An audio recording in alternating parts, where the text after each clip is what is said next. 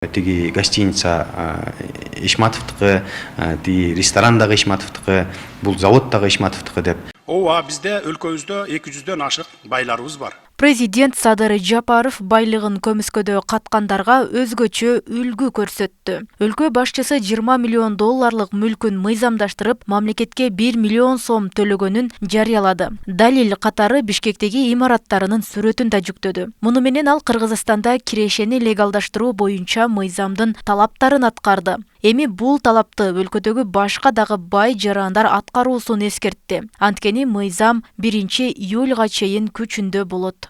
Эми биздин бай жарандарыбызга кайрыламын. Ушул мыйзамды пайдаланып, өз мүлктөрүңөрдү өзүңөргө каттап, легалдаштыргыла жана чет өлкөдөгү банктарда катып жаткан акча каражаттарыңардын баарын биздин банктарга которгула. Бул мыйзамдын негизинде мамлекет силердин капиталыңардын коопсуздугуна 100% толук кепилдик берет. Акча каражаттарыңар өз өлкөбүздүн кызыкчылыгы үчүн иштесин. Мамлекетке тийген пайдасы ошол, башка максаты жок.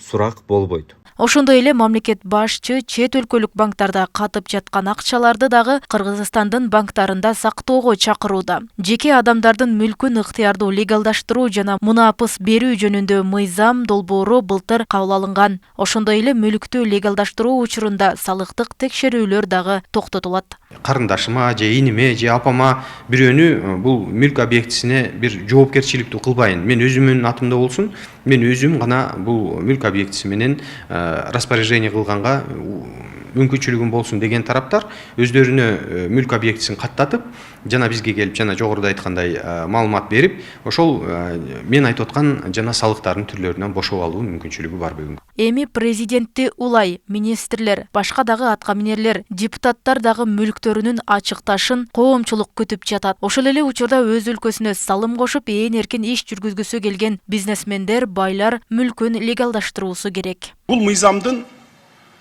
максаты ошол катып жаткан акчаларды биздин Кыргызстанга алып келип, ушул мыйзамдын негизинде легалдаштырып алып келип, биздин банктарга салса, биздин банктар пайда көрөт. Биздин өзүбүздүн территорияда Кыргызстандын аймагында завод фабрика салса, ошол жерде иш орундары пайда болот. Салыгы бизге төлөнөт. Мына бул мыйзамдын максаты болгону ушул. Менин ал байлардын арасында бир тууганым же досум жок колдой турган.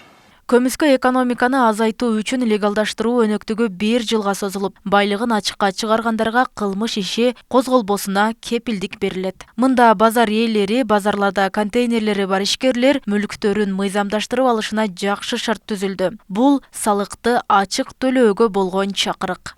Роза Акматжан кызы, Адилбек Абдакимов, Ош ТВ.